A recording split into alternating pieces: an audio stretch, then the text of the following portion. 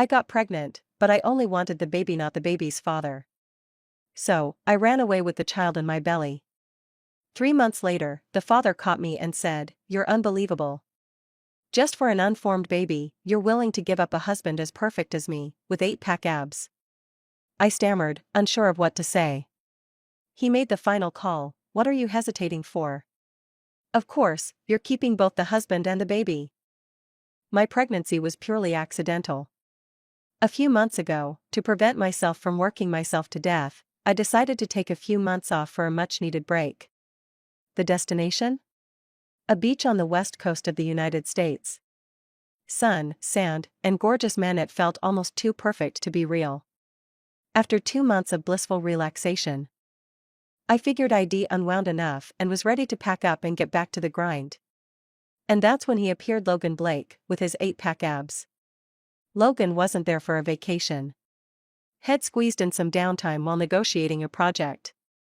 The moment he stepped onto the beach, all the other attractive men faded into the background. Most of them either had abs or a handsome face. But Logan? He had it all, along with jaw-dropping lines that should have been illegal.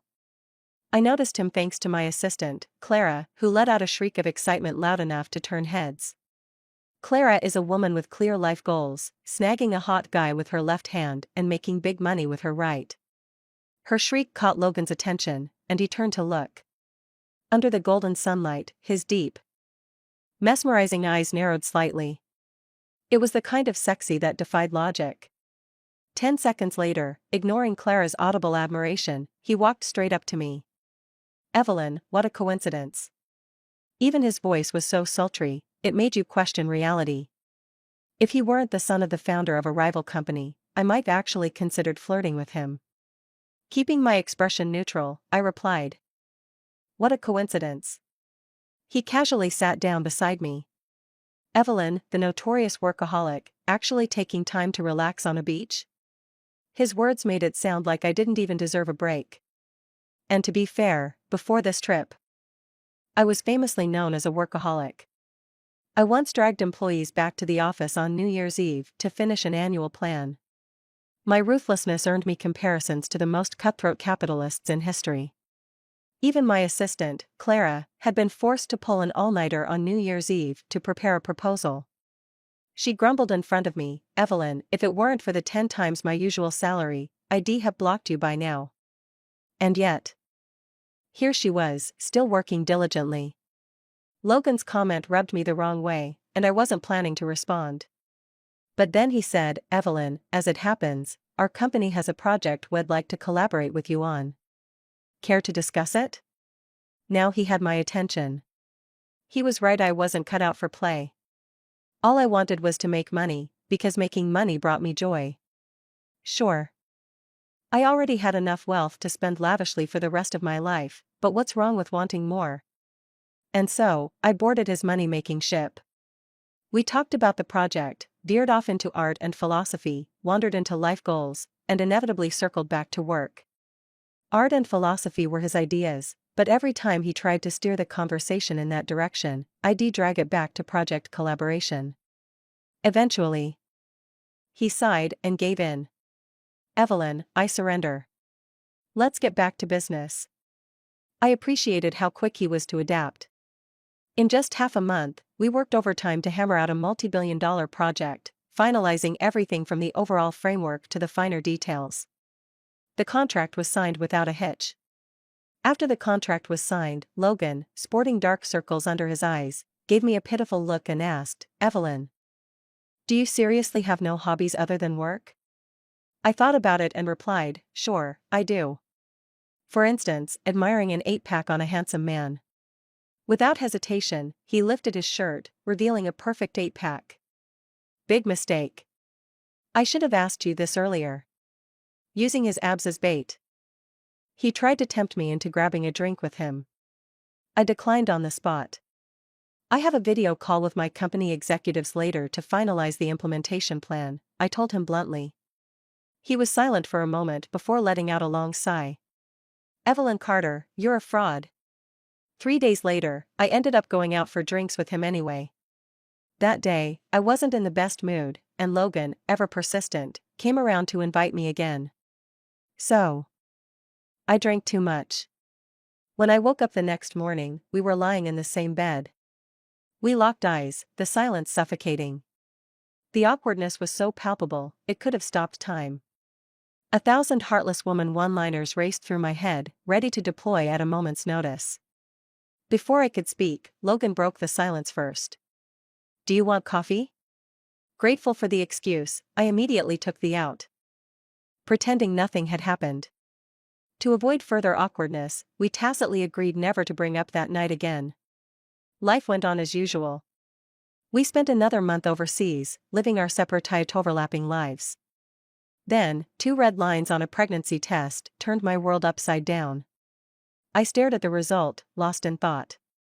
That night, I asked Clara to book me a flight back home. Not to terminate the pregnancy, of course. Honestly, what woman wouldn't want to skip the complications of dealing with a man and go straight to having an adorable little bundle of joy?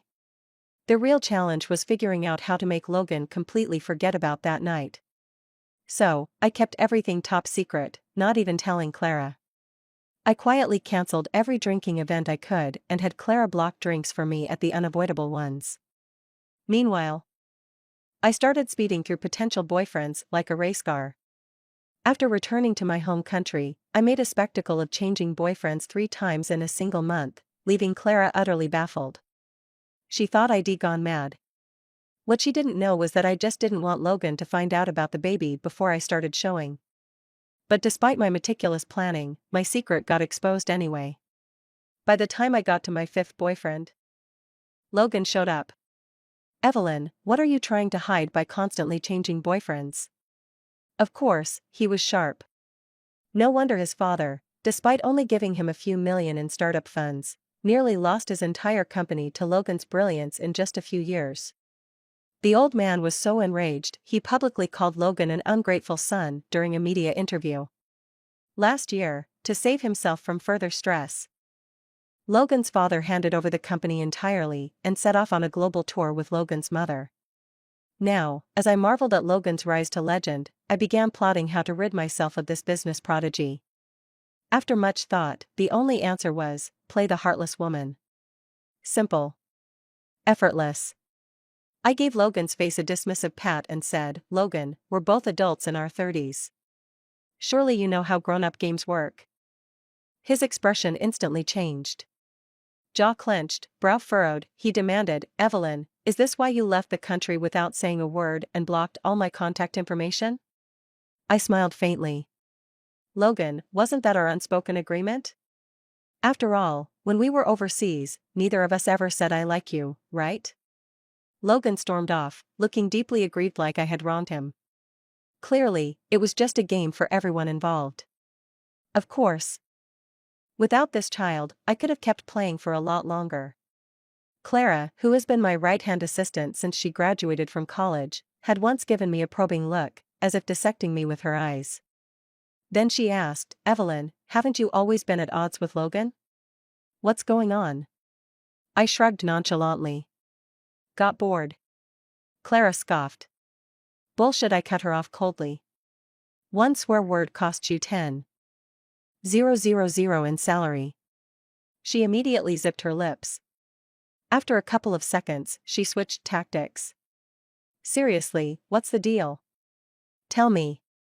As long as it's not something that can only be solved with money, I'll handle it for you.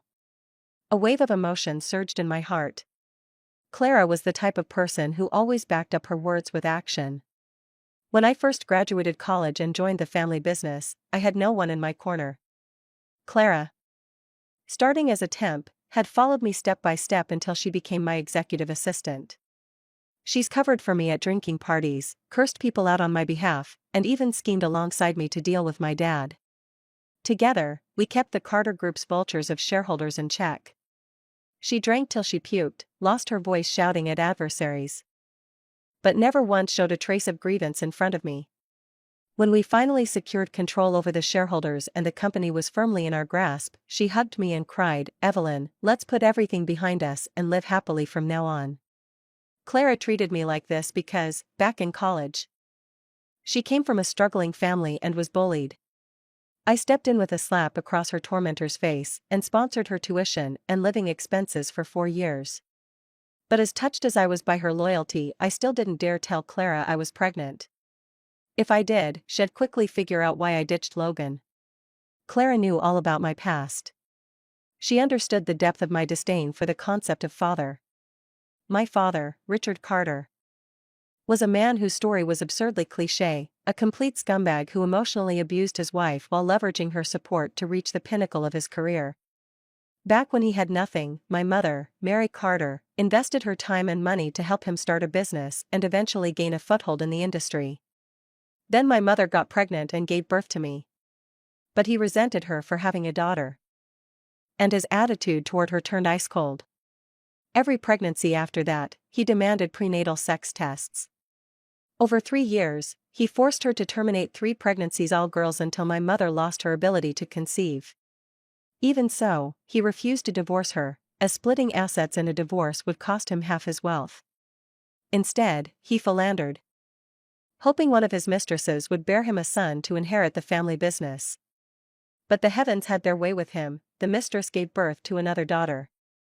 My mother knew about his affairs but never confronted him, maintaining the pretense of a loving marriage. In secret, though, she began slipping infertility drugs into his drinks. By the time he discovered it, it was too late. After that, my father resorted to physically abusing her for years. Every time I came home, I would see fresh bruises on her body or catch them in the midst of yet another violent argument.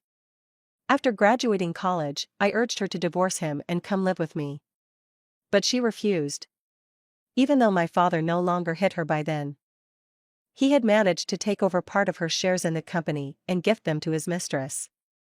His audacity escalated even further when he brought his mistress into the company, appointing her as his secretary. She indulged in embezzlement, favoritism, and outright corruption, even openly granting privileges to her own circle.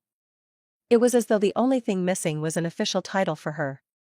Yet, despite all this, my mother still refused to divorce him. Almost hysterically, she would declare, "I'm going to outlive him. I'll never let that woman step through our door as his wife." But she didn't outlive him. Instead, she dragged herself down. Over 2 years ago, that woman came to our house to provoke her.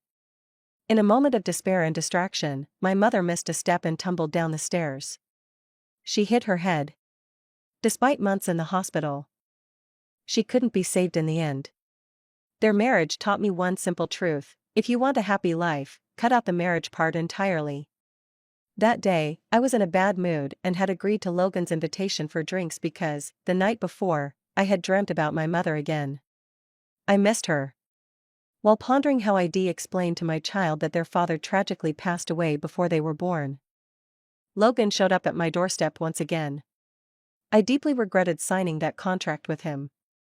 Because of it, no matter how many times I blocked him, I couldn't avoid him entirely. He waltzed into my office under the guise of business, wasting my time with mind-numbingly dull conversations. By the 3rd time he asked me, "So, what do you think of the weather today?" I couldn't hold back anymore. I pulled out our contract and combed through the breach of contract penalty clause word by word. I was willing to terminate the deal for the sake of my child. 10 seconds later, I stuffed the contract back into the drawer in despair. It wasn't going to happen. The penalty was astronomically high. Way beyond my reach. I needed another plan. Though I wasn't too worried about my mild pregnancy nausea betraying me by puking on Logan, I knew that in a month, my baby bump would give everything away. I sought out Ryan, my childhood friend. The moment I opened my mouth, he nearly choked on his coffee. "Let's get married." Ryan stared at me like I had lost my mind. "Evelyn, are you insane?" "I'm not insane," I replied calmly. Among the men I knew single, close in age, and unlikely to become a clinger after a divorce, Ryan was my only viable option. Besides, he owed me a massive favor. A year ago, when his company's finances hit rock bottom, I helped him out of the crisis. Not that he hadn't helped me plenty of times in the past. He studied my serious expression and asked, "Why?" Feigning innocence, I answered, "I want to experience a new dimension of life by getting married." "Don't worry, we'll divorce after 3 months. We can draft a prenuptial agreement. I promise not to take a single penny from you. Pausing for effect, I added, if you think it's unfair, I can compensate you. Ryan gave me a head toto once over, then said, cut the crap and tell me the real reason. Don't play the gratitude card with me. I was momentarily at a loss for words. This is why I hate close friends who know you too well. ID barely said a few sentences before he saw through my attempt to guilt-trip him with favors. Resigned, I came clean. I'm pregnant and need someone to step in. Don't worry, the child won't take your last name, it'll take mine. Ryan pinched the bridge of his nose, closed his eyes briefly to regain composure, and said in a grim tone, Evelyn, give me the name of the kid's father right now. Don't make me dig it up myself, because if I do, he's a dead man. His tone turned even colder. I wouldn't mind making you a widow first and then marrying you. Faced with his unrelenting stance, I hesitated, then reluctantly revealed the name. It's Logan Blake. It wasn't because I was weak. I knew Ryan was crazy enough to follow through on his threats. After I said the name, I watched him nervously. To my surprise, he didn't look shocked at all. His expression shifted from contemplative to annoyed, then angry, and finally he laughed. He laughed and said, all right, when do we go to the registry office? His quick agreement left me uneasy. I cautiously asked, aren't you going to think it over? He rejected the idea outright. No need. Anything that can upset Logan Blake doesn't require consideration. Especially something as satisfying as stealing his lover. He paused thoughtfully, then added, actually, let's have the child take my last name. That way, Logan won't even have a case to argue for custody. I couldn't help but wonder, just how deep does his grudge against Logan run? The truth is, the three of us grew up together as childhood friends. We lived in the same neighborhood, went to the same kindergarten and elementary school, and our family's businesses even collaborated extensively. That all changed one day when Logan's father abruptly cut all ties with our family.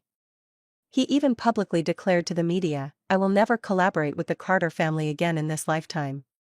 At the time, that statement sent shockwaves through the West Coast business world and triggered a sharp decline in Carter Group's stock value. Now, 2 decades later, he's kept his word.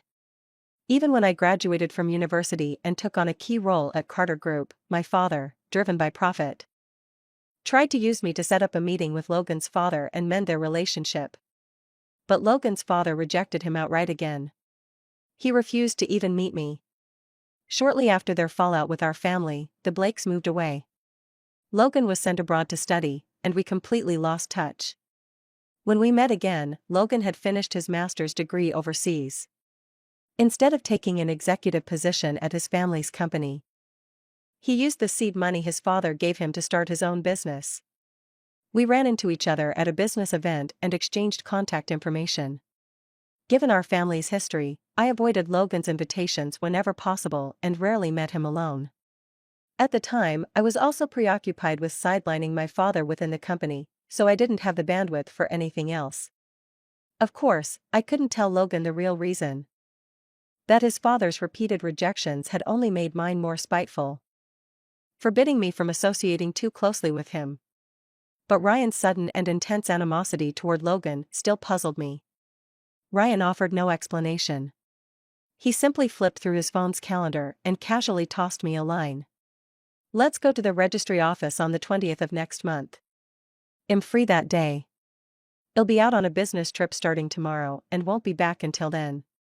I nodded, agreeing for the time being. But that very night, something unexpected happened.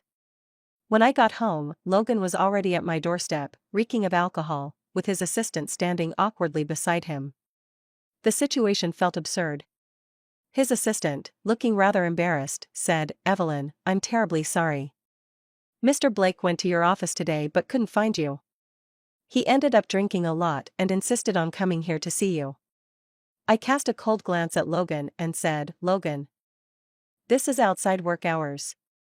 I don't discuss business now. Please leave.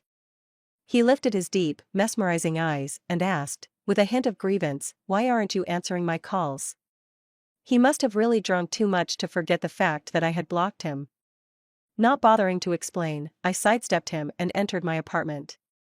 Just as I stepped through the door, he suddenly grabbed my wrist and asked in a low, accusing voice, "Evelyn, how heartless can you be? You slept with me and then acted like nothing happened?" When I looked up at him, I was startled to see a flicker of sadness amidst his anger. Could this guy actually have feelings for me? Thinking back, while had never outright confessed his feelings during our time abroad, he had treated me like a boyfriend would, meticulously and attentively. And he was damn good at it. Every morning, I'd wake up to the gentle touch of his lips, delivering a good morning kiss. No matter where he went, had always let me know in advance. Once, I casually mentioned wanting to watch the sunset. At the time, he was busy discussing plans with his team, but as soon as I called, he dropped everything. I felt guilty for interrupting him, but had just laughed and said, "Evelyn, work is never more important than you." That evening, he sat with me by the coastline, watching the sun dip below the horizon until the night claimed the sky. There were so many little things like that. Even earlier, during the period when my mom was hospitalized and shortly after her passing, he had repeatedly come to see me, offering comfort even though he knew his father disapproved of any association between us. For a fleeting moment, I let myself believe that we were still the childhood friends we used to be. For an even briefer moment, I felt a pang of guilt, a fleeting urge to be honest about my feelings. But just as quickly, memories of my mother's suffering rose to the surface, quashing that fleeting thought. So, I said to him, "Logan, can you not do this? The only reason you're fixated on me right now is because I ended things first. And you can't stand it." The sadness in his eyes deepened, resembling a heartbroken lover on the verge of tears. After a long pause, he whispered, "Is that really how you see me?" His voice carried a fragile, almost broken tone. It suddenly reminded me of a night abroad when, half asleep, I felt his lips on my neck and heard him whisper with the same vulnerability, "Evelyn, I want to take care of you forever." My heart skipped a beat. But I stubbornly replied, "What else, Logan?" In that moment, I fully embodied the role of a heartless woman. Or are you trying to tell me that the reason you're chasing me is because you've fallen for me? Logan, haven't you heard? A proper ex should be like the dead, gone and buried. That goes for former lovers too. He seemed enraged by my words, pulling me into a tight embrace. So forceful it felt like he wanted to merge me into his very being. I didn't dare struggle. The doctor had warned me that during the first trimester, the fetus was unstable, and any vigorous activity should be avoided. All I could do was protect my belly with my hands, while silently cursing him, "Logan Blake, just you wait. Once I'm able to beat you, I'll make you pay for this." But before I could utter a single threat, he beat me to it. "If you dare say another word to hurt me, Evelyn," he said, his voice laced with menace, "I'll make sure every one of those exes of yours in the entertainment industry disappears." Oh, God. He's a lunatic. I started questioning if I had some innate ability to attract maniacs. But I had to admit his threat worked. I couldn't let those hardworking, dedicated young actors, who'd done nothing wrong, get crushed and blacklisted by Logan out of revenge. That was the bare minimum of human decency. To make it worse, Logan's assistant, with a smirk that could only be described as diabolical, chimed in, "Mr. Blake, should we make them disappear tonight or tomorrow?" I shot the assistant a death glare, about to shove Logan away, when he suddenly tilted his head onto my shoulder and promptly fell asleep. This giant of a man, standing at 62, decided to dump his entire weight onto a pregnant woman. I pushed him off without hesitation, almost sending him crashing to the floor. Luckily, his quick-thinking assistant caught him just in time. Fixing the assistant with a cold stare, I said, "Take him home." The assistant looked genuinely distressed and said, "To be honest, Evelyn, I'm not strong enough to carry Logan." His tone was sincere as he added, "Evelyn, Mr. Blake has had too much to drink. He won't be able to do anything tonight. Why not let him stay at your place? I'll come back to pick him up in the morning." Before I could even protest, the so-called not strong enough assistant swiftly maneuvered Logan onto my living room sofa and darted out of the apartment at lightning speed. After he left, I looked at Logan, slumped on the sofa. And my lips twitched in frustration. "Stop pretending. Get up." I'll call you a car to take you home. Logan didn't budge. I took a deep breath and tried again. Logan, can you act like a mature adult for once? Still no response. Just as I was about to continue my tirade, he made a dry heaving sound. My scolding immediately turned into a sharp command. Go to the bathroom if you're going to throw up. If you puke on my sofa, I swear you're dead meat. 3 seconds later, he miraculously regained his composure and dashed to the bathroom. However, half an hour later, a new problem arose. After throwing up, Logan had taken it upon himself to take a shower. Now, standing in my living room wrapped in my towel, droplets of water clinging to his perfectly sculpted abs, he blinked at me with those innocent eyes and said, I don't have any clothes to wear. Just wear what you had on. I snapped. They got wet while I was showering. It was obvious he had no intention of leaving. I stared at his water-beaded 8-pack and his pitifully innocent expression, and alarm bells rang in my head. Logan Blake was trying to seduce me. If he truly planned to pull that stunt, tonight would be the end of my carefully guarded secret or worse. Oh, God. What the hell am I even thinking? Determined to protect my secret, I retreated to my bedroom before he could make any seductive moves. Slamming the door shut behind me, I threw out a curt order, you can sleep in the guest room. Fine. Letting him crash here for one night was better than tangling with him further. That night, I had a dream, a haunting one. I dreamed about my father shielding his mistress and illegitimate daughter. Back then, my mother was spiraling into near hysteria.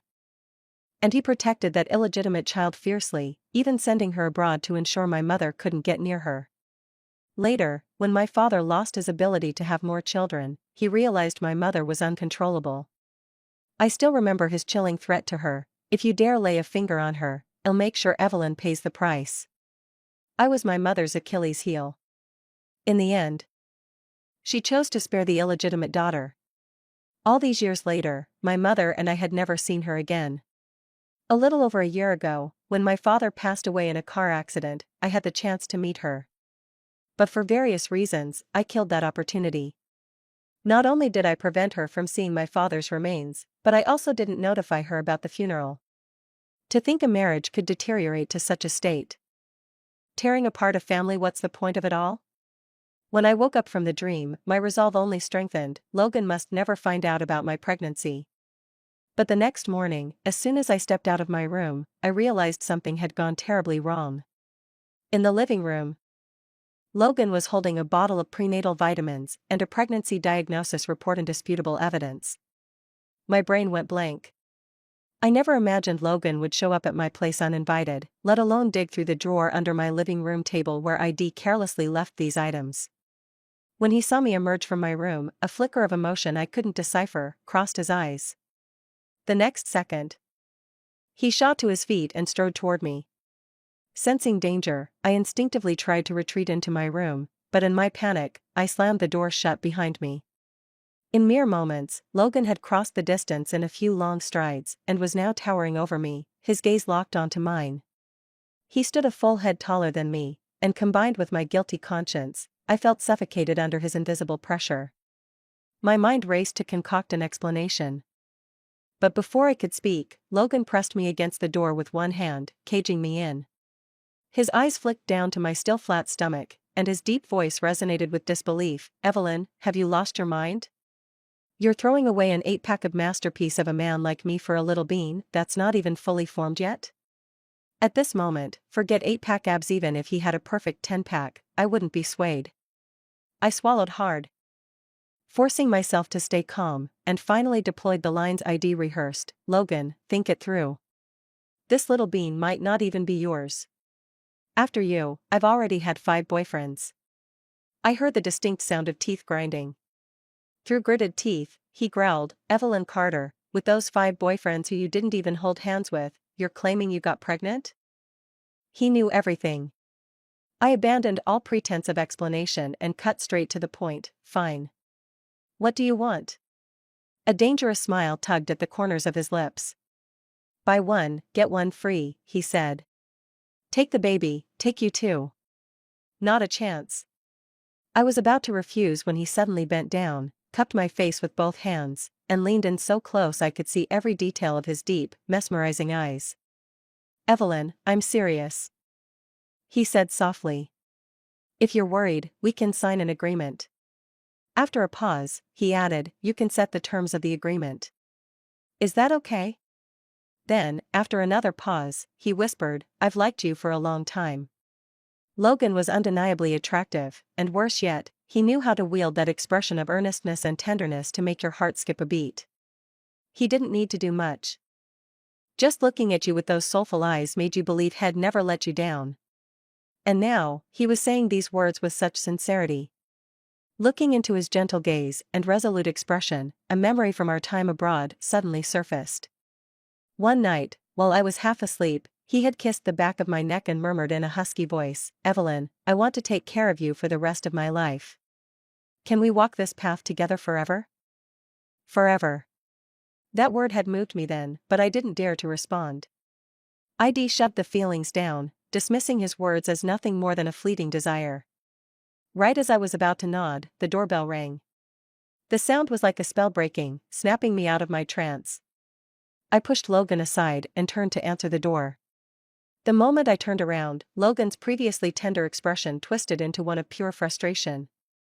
Still, he didn't try to force me again. Instead, he stormed past me to open the door himself. Standing outside was his assistant, holding a neatly folded set of clothes and smiling brightly. "Mr. Blake, your phone was off, so I took the liberty of bringing your clothes here," the assistant said cheerfully. Logan pinched the bridge of his nose and forced a smile that was more grimace than grin. "Well done. Truly outstanding. You've outdone yourself. Shall I send you to Africa to pioneer new markets?" The weak and helpless assistant froze for only a second before taking off like the wind, disappearing down the hallway. Once he left, all the tension dissipated. Logan turned back to me, still holding his ground. His voice, though softer, carried a sharp edge. "Name your price. I'll buy out whatever is between us." It seemed he'd decided to try a different approach. He softened his tone even further. "Evelyn, I won't force you. Let me start over and properly court you. If you can't accept that, we'll figure something else out. But at least, can you take my number off your block list?" I felt clearer now and, admittedly, a little cheeky. "Talk like you've ever courted me before," I shot back. His indignation was instant. "I haven't? Are you seriously saying I didn't chase you? I flew overseas just to find you. I let you drag me through half a month of overnighters, wrecking myself with black circles under my eyes. For what, Evelyn?" I shrugged, feigning innocence. "I thought you were just mixing business with leisure." He let out a derisive laugh. "And if I'd told you from the start that I came just for you, that I wanted to chase you, would you have seriously discussed collaboration with me? Honestly? Probably not." If he'd admitted his intentions up front, I might been so wary of ulterior motives that I wouldn't have partnered with him at all, even though I'd long wanted to work with his family's company. Funny how things work out. Despite the decades-long feud between our fathers, I'd always held a good impression of Logan. That impression stemmed from one memory in particular, a time when he stood up for me. We were just 8 or 9 years old then. My father, enraged by my mother's scheming, had been abusive toward her.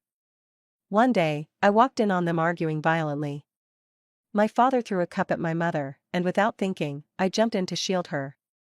The cup struck my forehead instead, leaving a large lump and a massive bruise. Though my mother immediately rushed me to the hospital, the marks were glaringly visible the next day at school. When Logan saw the bruise on my head, he was furious. "Who hit you?" he demanded. Ashamed to reveal the truth, I lied without hesitation. "Ryan." Ryan had tugged on my pigtails the day before, and I seized the opportunity to frame him. "Ryan pulled my hair yesterday, and now look at this lump," I added with righteous conviction. Logan didn't question it. After school, he cornered Ryan and gave him a beating, warning him, "If you ever pull Evelyn's pigtails again, it'll do worse next time." Ryan was shorter than Logan, but much smarter. One look at my bruised forehead, and he immediately understood had been set up. He cast Logan a glance full of disdain, then turned to me with a pointed glare. "You too," he said, shaking his head in exasperation. "One of you is pretending to be dumb, and the other is just plain dumb. Am I right?" Although Ryan didn't hold a grudge about being beaten up back then. He stopped talking to us for several months afterward. The following year, Logan's family moved away, and we lost contact completely. There wasn't even a goodbye. After that, it was Ryan who stayed by my side, while Logan exited the stage halfway through. In the end, I removed Logan's number from my blacklist. Since he already knew everything, keeping him blocked was pointless. But I didn't expect this guy to push his luck so blatantly. The moment I unblocked him, he used the excuse of "You're pregnant, I need to take care of you" to propose moving into my house. Of course, I refused. So what did he do? Somehow, he negotiated terms and prices to outright buy the apartment next door to mine. Such a wasteful man. But since I don't live by the sea, I let him do as he pleased. Too much trouble to care. However, his grand gesture, combined with my increasingly visible belly, eventually exposed my secret. Clara finally found out I was pregnant. As she managed company affairs on my behalf, Clara smirked and teased, "Evelyn, only you could pull off something like this.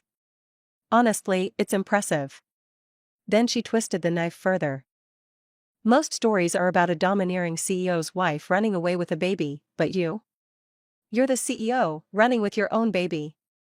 Every morning, Logan had been waiting by my door, stealing my chauffeur's job. My driver, confused, would glance at Logan, mutter under his breath, and occasionally glare at him. "Are things so competitive now that even CEOs are snatching our jobs?" Later, Logan privately gave him a raise. And the driver's tune changed entirely. "Oh, you are such a loving couple. By the way, Miss Evelyn is especially fond of the cinnamon lemon tart at that cafe uptown. She always stops by to get one when she passes." If it weren't for the 3 or 4 years had worked for me, I would have chewed him out on the spot. After work, Logan would be waiting for me at the office, walking me out. Clara would watch this scene with a mixture of awe and envy. "Evelyn," she sighed dramatically, "you're my role model, securing both money and a gorgeous man." I shot her an exasperated look. "Do you want him, then?" She waved her hands furiously, shaking her head like a spinning top. Stealing a friend's crush is a line no one should cross, especially not a best friend's. Yet this same loyal friend turned around and gave Logan a full report of my daily schedule. Even though I spent my entire day at the office handling paperwork, she described it like I'd been doing grueling manual labor, leaving Logan looking heartbroken every time he heard about it. More than once, he'd look at me with concern and suggest, "Why don't you just take a break?" On weekends, Logan was a permanent fixture at my house. After one weekend of lingering, he seemed to take my lack of protests as permission and escalated his efforts, moving into my guest room at night. No matter how hard I tried to kick him out, he wouldn't budge. One night, I woke up in the middle of the night and noticed a light coming from the living room. When I opened the door, I saw Logan curled up on the couch, fast asleep, with his phone lying on the floor. I walked over to pick it up. The screen was still on, displaying his chat with a therapist. The message had sent read, "How do you heal from childhood trauma caused by your family?" My movement must startled him awake. He opened his eyes and looked up, meeting my gaze. "Evelyn," he murmured groggily. "What's wrong?" In the stillness of the night, emotions are easier to see. His eyes were filled with worry. Was he concerned that sleeping on the couch was causing me inconvenience? Thinking about his chat with the therapist, a strange swell of emotion stirred in my chest, difficult to put into words. After a moment of silence, I handed the phone back to him casually and asked, in an indifferent tone, "Why not sleep in the bedroom?" His response was blunt, though likely intentional. "I'm worried you might need something if you get up at night. It's easier to keep track of your condition if I sleep here." Damn it, he was definitely doing it on purpose. He deliberately picked the quiet of the night, used that deep, soothing voice of his, and played the role of the selfless caretaker. He even looked a bit pitiful for extra effect. This was a calculated move to quicken my heartbeat, stir some guilt, and ultimately work his way into my bed. Turns out, I was right. Because in a moment of impulsive stupidity, I blurted out, "If you want to stay aware of my condition, wouldn't sleeping beside me make it even easier?" His eyes lit up instantly, glimmering with a hint of joy. Without another word, he bolted into the master bedroom so quickly it was as if he feared I'd change my mind. People's hearts can be warmed, after all. And frankly, I had already been moved by Logan. Let's face it, my initial attraction to him wasn't exactly subtle. Sure, my parents were both gone, and while I never forgave my father, I also knew better than to paint everyone with the same brush, just because he was a scumbag. Take Logan's parents, for example, especially his father. Despite the long-standing feud between the Blake family and mine, Logan's parents had always been the picture of a loving couple. No scandals, no drama. His father was infamous for his devotion to his wife. Wherever he went, he'd bring her along. Even in their 50s, every media snapshot showed them holding hands or publicly displaying their affection. So, when Logan persistently pursued me for a while, I eventually relented. I thought, maybe it's worth giving this a shot. But there was one big thing I forgot: Ryan was back. He barged into my office and declared, "Evelyn, let's go to the notary office." I had completely forgotten to explain things to him. As luck or misfortune would have it, Logan was also in my office that day, hanging around under the pretense of discussing a project. The moment Ryan stepped in, his actions were blatantly aimed at Logan, here to stir the pot and cause trouble. Ryan threw a pointed, provoking look at Logan. I sighed, covering my face.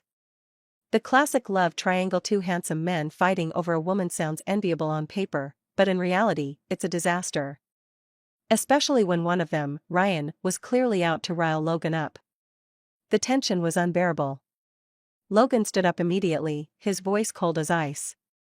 "Ryan, what the hell is this supposed to mean?" Ryan shot back without hesitation. "Didn't Evelyn tell you? We're applying for our marriage license today. The wedding's next month." He said it so convincingly, you'd think it was true. Logan turned his gaze to me, while Ryan also stared me down. Lowering my hand from my face, I let out a heavy sigh internally. I've always believed in cleaning up my own messes. So, I explained. Ryan and I did plan to apply for a marriage license today. The wedding part? That's just him improvising. Logan was silent for a moment before asking softly, "You're marrying him?" "Why?" Before I could answer, Ryan cut in, "Because we're in love." Love, my ass. The only connection between Ryan and me was that he treated me like a sister, and I treated him as a conveniently gullible helper. Over the years, I'd dragged Ryan into countless schemes, ousting my father from power, discrediting his mistress, and everything in between. One time, in a fit of wild imagination, I even suggested to Ryan, "How about seducing my dad's mistress? With your looks, you could easily get the evidence of her embezzlement from the company over the years." Ryan cursed me out for that one. Still, 3 years ago, when I managed to dethrone my father from the Carter Group's CEO position, Ryan was instrumental. We devised a trap, using an almost abandoned project, to manipulate the Carter Group's stock market. The ploy ensnared the loyalist shareholders who backed my father, forcing them to sell their shares at a loss. Ryan swooped in and bought up all the shares at rock-bottom prices. Combined with the shares my mother owned, the Carter Group underwent a complete regime change. I became the chairwoman and CEO. Ryan even owed a huge favor to one of his friends for this whole operation, as their assistance was critical to our success. As for who this friend was, I still don't know. But I digress. Right now, my focus was on defusing the powder keg in my office. I turned to Ryan and said, "Stop messing around, Rye." He understood exactly what I meant. I was planning to give things with Logan a chance. But Ryan feigned ignorance, smugly turning to Logan with a triumphant grin, practically wagging his metaphorical tail. "Did you hear that? Evelyn calls me Rye, that's my nickname. Do you have that privilege? All you get is Mr. Blake." What kind of vendetta did Ryan have against Logan to enjoy tormenting him so much? To prevent Ryan from escalating further, I cut him off quickly. "Ryan. Enough. Please, just stop talking without missing a beat," he replied. "Fine, since my darling is begging me so sweetly. I glanced at Logan. His expression had darkened to match a storm cloud. I turned back to Ryan. Do you have a death wish? That seemed to hit a nerve. Ryan instantly dropped his teasing with Logan and started berating me. You two made mistakes back then and never owned up to them. Still don't reflect on anything, do you? I looked at Ryan sheepishly. I was wrong. Really, I was. The tense showdown finally ended with Logan inviting Ryan out for a meal to smooth things over. During the meal, Ryan casually confirmed my relationship with Logan on my behalf. Of course. As soon as the meal was over, Ryan remembered his mission to irritate Logan. Before leaving, he patted my shoulder and said smugly, "If Logan doesn't treat you well, the baby will take my last name." Logan was so infuriated he almost started yelling on the spot. After Ryan left, I turned to Logan. His goofy smile lingered on his face, and I suddenly had a strange realization: had I just been played by these two? Once Logan and I officially got together, he started scheming ways to propose to me daily. I flatly refused every time. The idea of waddling down the aisle in a plus-sized wedding dress while pregnant? Absolutely not. Seeing my firm stance, Logan reluctantly shifted gears and suggested introducing me to his parents instead. Honestly, the thought made me nervous. Years ago, when I sought a meeting with Logan's father to discuss a business collaboration, he outright refused to even see me. With all that history, my anxiety only grew. In my unease, I decided to consult Ryan for advice. Over the years, the only constants in my life had been Clara and Ryan. This time, Clara couldn't help, but Ryan might offer some insights. I texted him, "Rye, do you think Logan's parents will hold a grudge against me because of the old feud with my dad?" Ryan replied quickly, "They won't." I pressed on, "How can you be so sure?" His next message shocked me to my core. "You've been asking who helped you oust your father from the Carter Group's chairman and CEO positions 3 years ago, right?" It was Logan's father. Stunned, I immediately replied, "What's going on?" Ryan's response was brief. "Ask Logan's father when you see him." 7 days later, I was finally convinced that Logan's parents had no ill will toward me. They had been abroad but flew back specifically to meet me. It had been years since I'd last seen them. When I was a kid, I often played at Logan's house. His parents had always been kind to me. But I never understood why Logan's father had suddenly severed ties with mine all those years ago. This meeting finally revealed the truth. Logan's father was reluctant to bring up the past, so it was Logan's mother who told me. She explained that back then, when Logan's father discovered that my dad had taken a mistress and was abusing my mom, he tried to advise him. He told my dad that a man shouldn't be so shameless achieving success only to abandon and manipulate the wife who had supported him every step of the way. He also said that a businessman who lacked even the most basic integrity had no standing. But my dad not only refused to listen, he even tried to persuade Logan's father to follow his example. Furious, Logan's father ended their friendship. Later, he refused to meet with me because he thought I was currying favor with my dad. To him, I seemed just as heartless, blind to my mom's suffering. He was deeply disappointed. It wasn't until he learned from Logan that my actions were part of a plan to remove my father from power that he decided to help me. As for why he didn't let Ryan tell me, it was because he didn't want the media to catch wind of it and make it a headline. Wait a minute, did I just catch on to something important? On the drive home, I stared at Logan, who was focused on the road. "How did you know I was plotting against my father?" He was silent for a moment before throwing out, "Didn't I already tell you? I've liked you for a long time. I know everything about you." When we got home, I threatened him with getting me upset is bad for the baby's development, and finally got the truth out of him. It was Ryan who told him. I knew it, they'd been conspiring against me all along. Logan sighed in exasperation. "If you'd ever bothered to talk to me unknown, I wouldn't have had to go begging that stingy little grudge holder for help." Still resentful, he added, "It's been years since I gave him that beating. And he still made me apologize before I'd agree to help." Suddenly, he wrapped his arms around me from behind, resting his chin lightly on the top of my head. His voice was low and tender. Evelyn, I'll always be here for you. My eyes stung with tears. I sniffled, then asked, don't you think what I did scheming against my father was too much? That I'm an unfilial daughter? His tone turned serious. Evelyn. You're amazing. What you did wasn't wrong. Your father was the one who crossed the line. At that moment, I couldn't hold back my tears any longer. Logan immediately panicked, fumbling as he tried to comfort me. Evelyn, don't cry, please don't cry. But I couldn't stop. I sobbed uncontrollably, breaking down completely. When my mom was hospitalized, I didn't break down. When she passed away, I didn't break down. Even when my dad died in a car accident, I still didn't break down. Yet here I was, falling apart over a few simple words from Logan. Logan had no idea that if time could turn back 3 years, I would never have schemed against my father. I wouldn't have ousted him from his position as CEO of Carter Group. Because my actions led directly to his mistress, confronting my mother in a fit of rage. She sneered and mocked my mother, so what if your daughter is in control of Carter Group now? I'm still spending the money you and Richard worked so hard to earn back in the day. She pressed on aggressively, her words cruel. A dying camel is still bigger than a horse. We'll have no worries in our old age. I still have Richard's love. Over the years, has there even been a single night when he chose to sleep by your side? She even boasted, we're bringing our daughter back from abroad to enjoy the family life we deserve. Richard has promised that all his remaining shares will go to my daughter. She smirked triumphantly, and right now, I'm still holding on to a part of the company's power.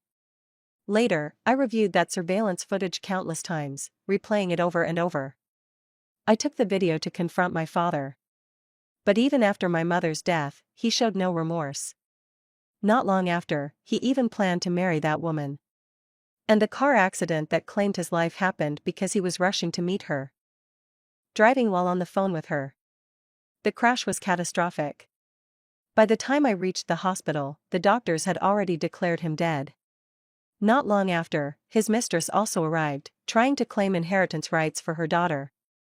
Unfortunately for her, the accident had been so sudden that my father never got a chance to make a will. As the sole legal heir, I inherited everything. She tried to fight back, even planning to bring her daughter from abroad to do a paternity test. But she didn't succeed. I had her stopped at the hospital doors, barring her from entering. Once the doctors announced his death, I immediately signed the paperwork, expedited the cremation, and ensured there was nothing left behind that could be used for testing. They had driven my mother to her death. Did they still think her daughter could return to claim my inheritance? Not even a chance to see his body was granted.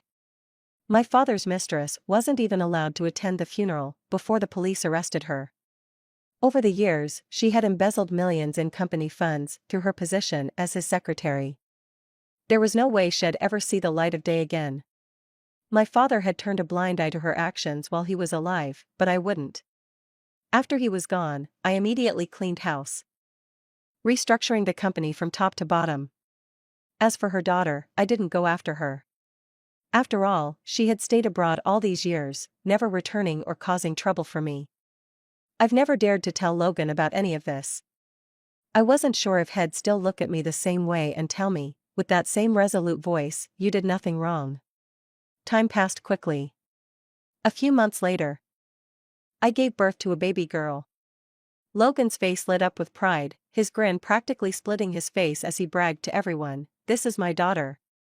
Ryan, of course, seized the opportunity to rile Logan up. When it came time to name the baby, Ryan showed up on purpose.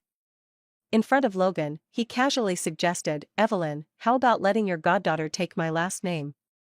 I've even got a name picked out." Lily before he could finish. Logan dragged him out of the room. This time, Logan really did punch him again. Ryan, thoroughly pissed off, pointed a finger at Logan's nose and shouted, "You're the kind of guy who treats people like royalty when you need them and like dirt when you don't. Back when you were begging me for Evelyn's info, you acted like the most humble person. Now that you've got her, you're strutting around like a king?" 6 months later, Logan and I started planning our wedding. My wedding dress was designed by a relatively unknown but talented designer named Charlotte Shaw. She had recently returned from abroad and opened a bridal shop in City A. I had reached out to her after being captivated by her designs. When we met, I found her to be younger and far more beautiful than I had imagined. There was an air of elegance and poise about her. The kind that only someone raised in privilege could exude. But what struck me most was an inexplicable sense of familiarity. As I searched my memory to see if we had met before, I came up blank. I casually remarked, "Ms. Shaw, you look somewhat familiar." She paused for a brief moment, a fleeting emotion crossing her face, but it was gone in an instant. She brushed her long hair from her face, smiling gracefully, and replied, "Perhaps I just have one of those faces." I couldn't help but mentally scoff. If this is what counts as a common face, then the rest of us should be grateful. After chatting for a while, Charlotte complimented me as she left, "Mrs. Blake, you are truly beautiful." The truth was, I hadn't fully regained my pre-pregnancy figure, and Logan, impatient as ever, seemed terrified I might change my mind. Despite us already being married on paper, he was determined to hold a wedding as soon as possible. Looking back, I should have noticed something was off about Charlotte's expression, but perhaps motherhood had dulled my sharp instincts. It wasn't until 2 months later, when I went to try on my wedding dress, that I noticed the first crack in the perfect picture. That day, I hadn't planned to visit Charlotte's store. I happened to be in the area for a project meeting. And Clara had been pestering me, saying, "Evelyn, go try it on already. Let me get a sneak peek." Figuring I had some free time, I decided to drop by. But just as I was stepping out of the car, I spotted Logan inside the bridal shop. He was seated across from Charlotte, and they appeared to be deep in conversation. Charlotte maintained a polite smile. But something Logan said caused her to suddenly burst into tears. Clara noticed it too. Panicking, she turned to me, her voice hurried, "Evelyn, don't jump to conclusions. Maybe they're just having an emotional discussion." I swallowed hard, but memories of my father's betrayal and the way he had hurt my mother came rushing back. In that instant, all the dark memories resurfaced. And I couldn't help but mentally label Logan as cheating. My chest tightened with the pressure of an impending breakdown. And then, as if awakened by some cruel cosmic joke, my long-dormant instincts kicked in. The sunlight streaming through the shop's windows illuminated Charlotte's side profile as she cried, her face buried in her hands. It hit me like a thunderbolt. I finally understood why she had seemed familiar the first time we met. From this angle, she bore a slight resemblance to my father's mistress. Could she be my father's illegitimate daughter?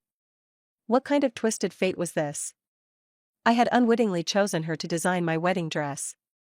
Desperately trying to calm myself, I turned to Clara and said, "Let's go." Clara, of course, refused. She fumed, "Why? You should go in there and confront him. If it's a misunderstanding, clear it up." If it's not, I quickly clamped a hand over her mouth and told the driver, "Take us back to the office." I wasn't about to storm in like a fury and demand answers from Logan. That wasn't me. That night, Logan returned home much later than usual. By then, the nanny had already put our daughter to bed. Logan entered the house quietly, the faint sound of the door closing breaking the silence. In the hours I had spent waiting for him, I couldn't help but feel a gnawing unease.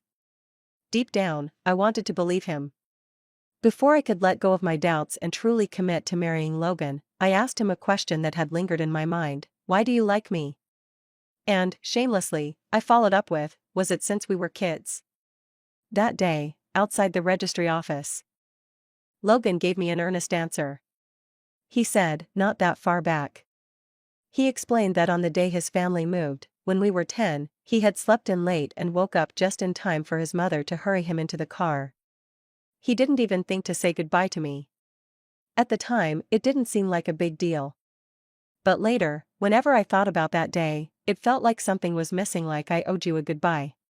He continued, "With time, though, that regret faded.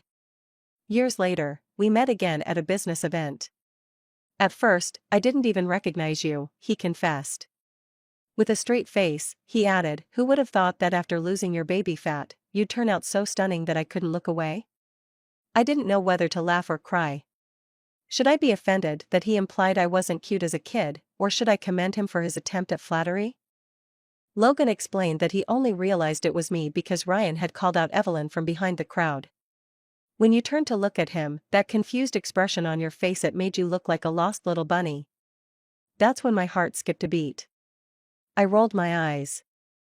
I looked confused, because I'm nearsighted and had forgotten to wear my contacts that day. He chuckled softly.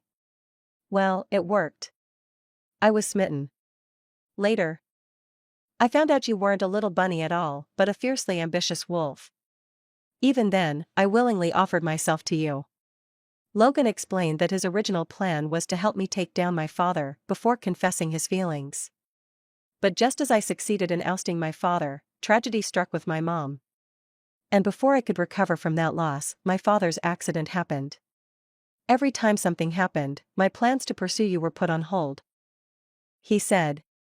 Still, he reassured me that no matter what unfolded in my life, he was always there for me, even if only as a friend. Hearing that, I suddenly remembered the contract we had signed abroad. Logan had gone to great lengths, crafting a clause that demanded exorbitant penalties for breach of contract. I couldn't help but give him a silent thumbs up. I don't even know what to say to you. In fact, before the wedding, Logan even suggested drafting a post-nuptial agreement stipulating that if he ever cheated, he'd leave the marriage with nothing. I declined.